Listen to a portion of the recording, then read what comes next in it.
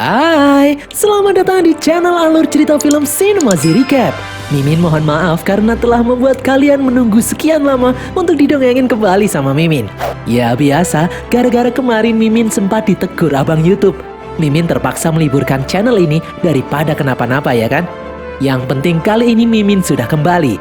Dan tidak usah berlama-lama lagi, langsung saja kita masuk ke dalam alur cerita film Jurassic Park yang rilis pada tahun 1993 lalu. Semoga.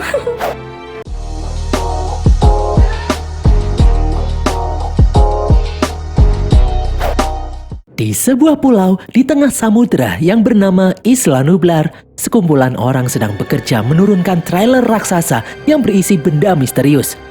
Mereka berusaha memasukkan makhluk yang ada di dalam trailer ke dalam kandang raksasa. Saat pintu kandang mulai dibuka, makhluk yang ada di dalamnya mendorong trailer dan menarik salah satu petugas. Semua orang berusaha menyelamatkan petugas itu, namun naas, makhluk ganas itu memakannya hidup-hidup. Beberapa hari kemudian, seorang pengacara yang bernama Gary mendatangi rekannya yang bekerja di Pulau Isla Nublar. Gary adalah utusan para investor pemegang saham yang membiayai pembangunan taman hiburan di Isla Nublar. Para investor resah karena kejadian sebelumnya yang menewaskan satu orang pekerja. Mereka ingin Gary memeriksa apakah taman hiburan yang sedang dibangun itu berjalan dengan lancar. Namun rekan Gary yang diajak bicara malah sibuk sendiri dengan barang galian yang mereka temukan. Itu adalah sebuah fosil nyamuk di dalam kristal. Di tempat lain, dua orang arkeolog yang bernama Alan dan Ellie bersama rekan-rekan mereka sedang memeriksa fosil dinosaurus berjenis raptor yang baru saja mereka temukan via layar monitor.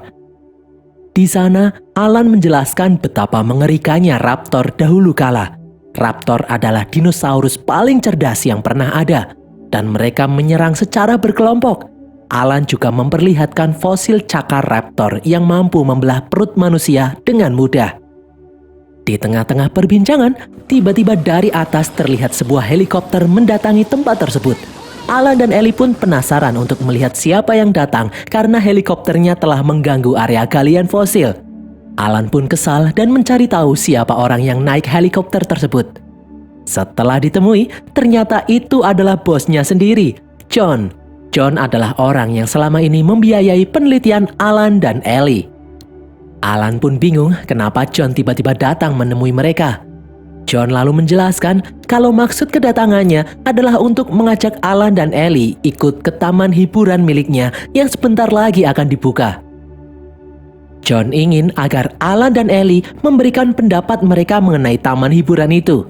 Karena menurut John, para investornya resah akibat sebelumnya sempat terjadi insiden kecil. John ingin Alan dan Ellie bisa meyakinkan para investor agar tetap tenang dan setuju membuka taman hiburan itu untuk umum. Awalnya Alan dan Ellie kurang berminat karena mereka bukan ahli pertamanan. Namun John merayu dengan akan memperpanjang kontrak kerja mereka selama 3 tahun lagi. Mendengar hal itu, Alan dan Ellie pun setuju.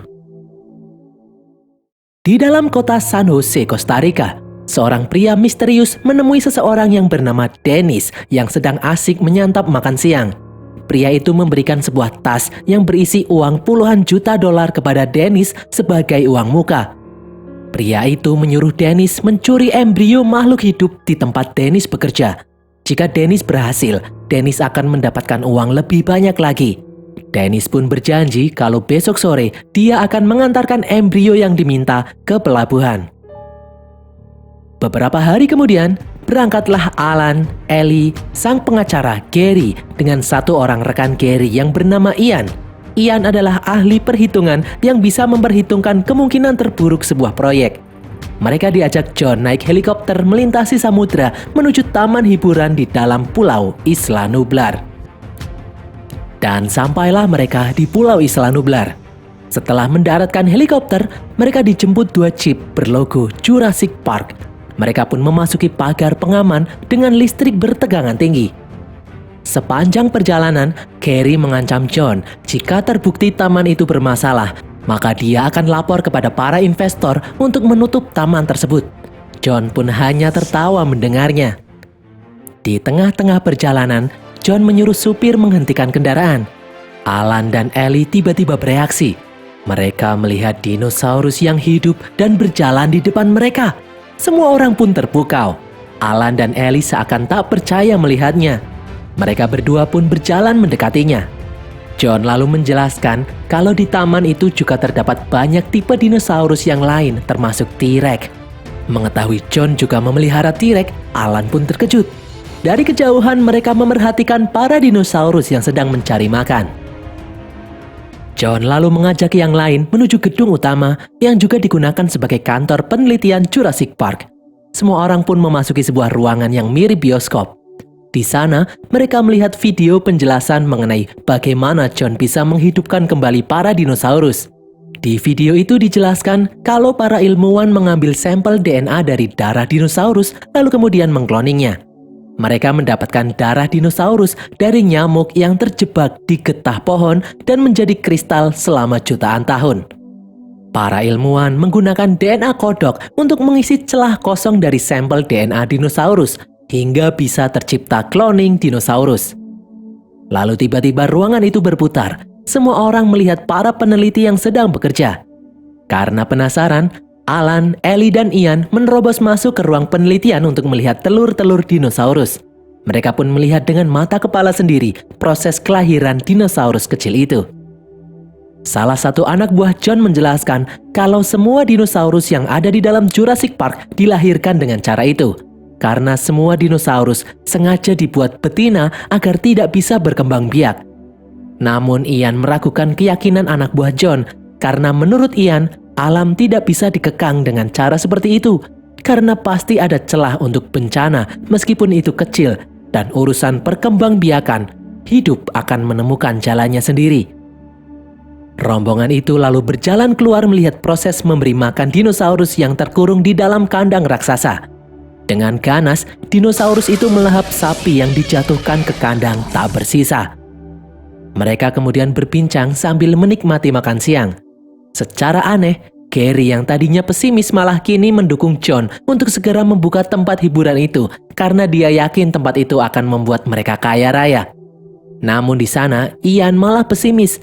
Ian tidak setuju dengan apa yang dilakukan John di taman itu.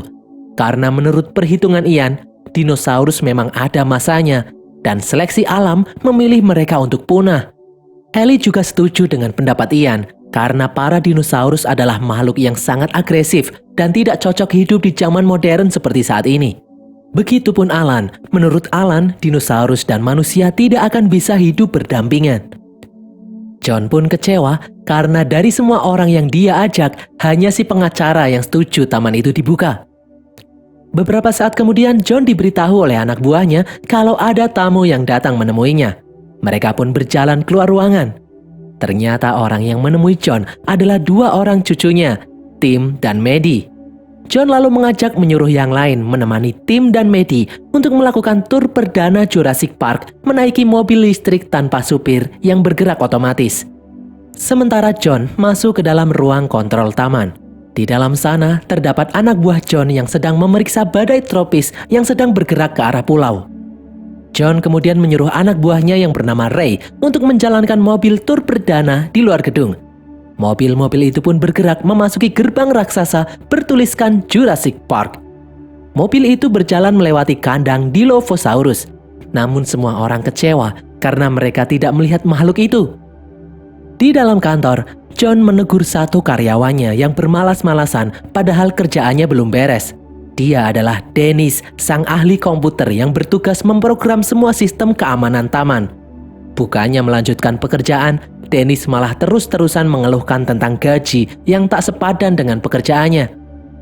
Di tempat lain, sampailah rombongan Alan dan yang lain di kandang T-Rex. Mobil rombongan itu berhenti sejenak di pinggir pagar pengaman bertegangan tinggi. Mereka hanya melihat seekor kambing yang digunakan untuk memancing T-Rex untuk keluar, namun tetap tidak ada pergerakan apapun. Alan sadar kalau T-Rex tidak akan keluar karena T-Rex tidak mau diberi makan. T-Rex hanya ingin memburu mangsa yang bergerak. Karena tidak ada pergerakan sama sekali, rombongan itu pun melanjutkan perjalanan. Di tengah perjalanan, Alan melihat hal aneh. Dia keluar dari mobil secara tiba-tiba dan diikuti Ellie dan yang lainnya. Ternyata di sana terdapat seekor dinosaurus yang tergeletak sakit tak berdaya. Alan dan Ellie pun langsung membantu petugas taman untuk memeriksa keadaan dinosaurus tersebut. Setelah memeriksa beberapa saat, Ellie tahu kalau dinosaurus itu keracunan setelah memakan tanaman beracun. Sementara itu, di dalam ruang kontrol, John khawatir karena badai tidak kunjung mereda dan bergerak mendekati pulau. Dia pun menyuruh anak buahnya untuk kembali menjalankan mobil rombongan keluar dari kandang dinosaurus. Di dalam kandang, setelah mendengar laporan bahwa badai akan segera tiba, Alan mengajak yang lain untuk masuk ke dalam mobil. Namun Ellie meminta izin akan membantu petugas taman memeriksa dinosaurus yang sakit itu. Ellie akan menemui yang lain setelah kembali ke dalam kantor menumpang mobil petugas. Di dalam ruang kontrol, Dennis terlihat gugup saat sedang berkomunikasi dengan seseorang yang menunggunya di pelabuhan. Orang itu menunggu embrio yang Dennis janjikan kemarin. Dennis kemudian bergegas meminta izin untuk mengambil minuman di kantin. Namun sebelum dia pergi, Dennis menekan sebuah tombol di komputernya. Ternyata Dennis tidak mengambil minuman. Dia mematikan sistem keamanan taman dan menerobos masuk ke dalam ruang embrio. Dennis mengambil sampel embrio beberapa dinosaurus dan memasukkannya ke dalam botol.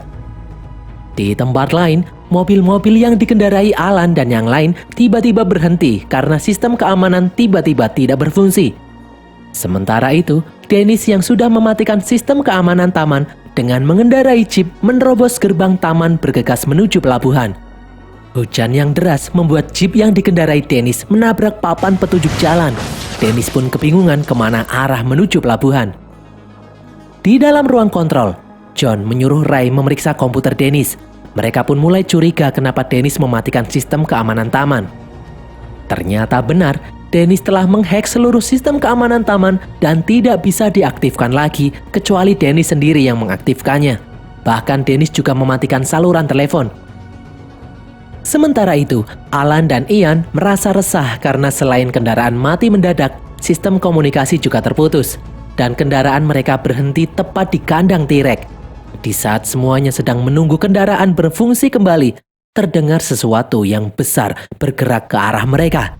Semua orang pun mulai panik. Dari dalam mobil, tim melihat kambing umpan T-Rex sudah tidak berada di lokasi. Semua orang pun ketakutan. Dan benar sekali, terlihat penampakan T-Rex menelan kambing umpannya. Saking paniknya, Gary keluar dari mobil dan berlari menuju WC yang ada di samping jalan. Terlihat T-Rex yang membobol pagar listrik pengaman yang tidak berfungsi lagi karena dimatikan oleh Dennis. T-Rex itu bergerak memeriksa mobil-mobil yang ada di sana. Karena panik, Maddie yang menemukan senter langsung menyalakannya untuk meminta bantuan. Namun ternyata lampu itu malah memancing T-Rex untuk mendekat. T-Rex yang melihat ada pergerakan di dalam mobil yang Maddie dan tim naiki langsung menyerang dan membalikan mobil itu. Melihat hal tersebut, Alan pun mengambil flare dan memancing T-Rex agar menjauh dari anak-anak. Ian kemudian melakukan hal yang sama. Dia membawa flare dan memancing T-Rex untuk mengejarnya. Dia berlari ke arah WC dan membuat T-Rex menghancurkan WC. T-Rex pun memakan Gary yang ada di dalam WC dengan lahapnya. Di belakang sana, setelah berhasil menyelamatkan Maddie, Alan menyuruh Maddie untuk diam tak bergerak agar T-Rex tidak terpancing. Namun T-Rex terus mendorong mobil dan memaksa Alan dan Maddie menuruni pagar memasuki kandang. Mobil itu pun dilempar T-Rex hingga tersangkut di pohon. Di dalam kantor, Ellie yang sudah sampai di sana mencoba membantu Ray untuk memecahkan kode keamanan yang telah dihack oleh Dennis. Karena khawatir, John menyuruh anak buahnya menjemput kedua cucunya. Ellie kemudian ikut misi penjemputan ini. Di luar, Dennis yang kebingungan menjalankan mobilnya hingga terperosok ke dalam kubangan lumpur dan tersangkut. Melihat papan petunjuk pelabuhan ada di depannya, Dennis pun bergegas menarik tali pengait. Saat menuruni tangga, Dennis terperosok hingga kehilangan kacamatanya. Namun karena tidak ada waktu lagi, Dennis pun bergegas memasang tali pengait ke batang pohon. Setelah mengencangkan tali di batang pohon itu, ternyata ada seekor dinosaurus mungil yang mengikutinya. Dennis pun tidak memperdulikannya. Tiba-tiba dinosaurus itu menyemprotkan cairan beracun ke wajah Dennis dan membuatnya tidak bisa melihat. Kepala Dennis pun terpentok mobil dan membuat botol penyimpanan embrio terjatuh. Saat Dennis masuk ke dalam mobil, ternyata dinosaurus ada di sampingnya dan langsung memakan Dennis hidup-hidup. Di tempat lain, Alan menyuruh Maddie tenang dan kemudian memanjat pohon untuk menyelamatkan Tim yang masih terjebak di dalam mobil yang tersangkut pohon. Beban mobil yang sangat berat membuat pohon tidak sanggup lagi menahannya. Beruntung Tim berhasil diselamatkan sebelum mobil itu terjatuh menyentuh tanah. Beberapa saat kemudian, di jalanan, Ellie datang ke lokasi serangan T-Rex barusan. Ellie menemukan Ian yang masih sadar namun kakinya patah. Setelah menaruh Ian di belakang mobil, Ellie melihat mobil satunya terjatuh ke dalam kandang T-Rex. Ellie pun menuruni kandang dan memeriksa mobil tersebut, namun tidak menemukan Alan, Maddie, dan Tim. Sementara itu, di atas, Ian merasakan kedatangan T-Rex. Dia pun menyuruh Ellie dan petugas taman untuk bergegas naik, dan benar sekali, ada T-Rex yang mengejar mereka di belakang. Mereka pun kabur menghindari kejaran T-Rex. Setelah berhasil melesat dengan kecepatan tinggi, Ellie pun berhasil kabur dari kejaran T-Rex itu. Di dalam hutan, Alan mengajak Maddie dan Tim menaiki pohon yang tinggi untuk bersembunyi dari T-Rex. Sesampainya di atas pohon, mereka melihat sekawanan Brontosaurus yang sedang mencari makan. Karena Brontosaurus hanya makan daun, Alan menyuruh yang lain untuk tidak usah takut. Alan kemudian menyuruh Maddie dan Tim untuk beristirahat. Pagi harinya, Alan dibangunkan oleh Brontosaurus yang memakan daun di dekat mereka. Setelah mereka turun dari pohon, Alan menemukan hal aneh. Dia menemukan telur. Alan pun memeriksanya. Ternyata dugaannya benar. Para dinosaurus berhasil berkembang biak. Alan pun teringat kalau para peneliti menggunakan DNA kodok untuk menyempurnakan sampel DNA dinosaurus. Alan kemudian teringat kalau di Afrika ada jenis kodok yang bisa berkembang biak sesama jenis. Ternyata Ian berkata benar kalau manusia memang tidak bisa mengekang kehendak alam. Di dalam kantor, John menyuruh Ray untuk merestart ulang seluruh sistem agar sistem kembali ke pengaturan awal. Mulanya Ray menolak karena cara itu belum pernah dilakukan sebelumnya. Namun John memaksa. Ray pun merestart ulang seluruh sistem taman. Saat akan dinyalakan lagi, ternyata listrik masih belum menyala. Ray kemudian menjelaskan kalau aksinya barusan membuat listrik, telepon, dan yang lain harus dinyalakan secara manual di box listrik di dalam ruang generator. Ray pun bergegas pergi ke ruang generator untuk menyalakannya. Di luar, saat Alan, Tim, dan Maddie berjalan menyusuri padang rumput, mereka melihat sekawanan dinosaurus berlari ke arah mereka. Mereka pun berlindung di balik ranting pohon. Ternyata dinosaurus itu sedang kabur dari kejaran T-Rex yang sedang mencari sarapan. Di dalam kantor, karena listrik belum juga menyala, Ellie yang cemas mengajak petugas taman untuk menemaninya memeriksa keadaan Ray di dalam ruang generator. Mereka berdua pun keluar dari dalam gedung melewati kandang raptor yang ternyata telah jebol. Saat akan sampai di ruang generator, sang petugas menyuruh Ellie bergegas masuk karena dia merasakan pergerakan. Ellie pun berlari memasuki ruang generator. Di tempat lain, setelah berjalan memutari kandang, Alan, Tim, dan Maddie sampai di tepi kandang dengan pagar listrik pengaman yang masih mati. Alan pun memeriksanya dan memang tidak ada listrik yang mengalirinya. Tiba-tiba terdengar suara T-Rex di belakang mereka. Mereka pun bergegas memanjat pagar itu. Di dalam ruang generator, dengan bantuan John, Ellie menyusuri lorong mencari saklar listrik. Sementara itu, Alan, Tim, dan Maddie mulai memanjat pagar listrik. Setelah Ellie berhasil menemukan kotak saklar listrik, Ellie pun mulai menyalakannya satu persatu. Dan berhasil, satu persatu listrik taman mulai kembali menyala. Sementara itu di luar, Tim masih tersangkut di atas pagar dan ketakutan. Tepat di saat Ellie menyalakan listrik pagar, Tim terlempar karena sengatan listrik. Tim pun kemudian pingsan. Setelah berhasil menyalakan listrik, dari belakang, Ellie diserang oleh raptor. Ellie pun berusaha kabur. Ellie keluar dari ruang generator dan menutup pintunya. Di luar, petugas taman ternyata dikepung oleh raptor dan tewas dimangsa raptor. Di tempat lain, Alan berusaha menyadarkan Tim kembali. Beruntung Tim bisa kembali sadar. Mereka pun melanjutkan perjalanan hingga kembali ke gedung kantor taman. Alan meninggalkan Tim dan Maddie di ruang makan untuk mencari yang lain. Tim dan Maddie pun menyantap semua makanan yang ada di sana. Di luar, Alan berhasil bertemu dengan Ellie. Di dalam ruang makan, saat sedang asik makan, Maddie tiba-tiba ketakutan saat melihat bayangan raptor di belakang Tim. Mereka berdua pun kabur masuk ke dalam dapur. Tidak disangka, ternyata raptor itu tahu cara membuka pintu dapur. Ternyata ada 2 raptor yang masuk. Maddie dan tim pun bergerak secara sembunyi-sembunyi menghindari raptor. Di saat tim hampir ketahuan, Maddie pun memancing raptor itu. Maddie kemudian kabur.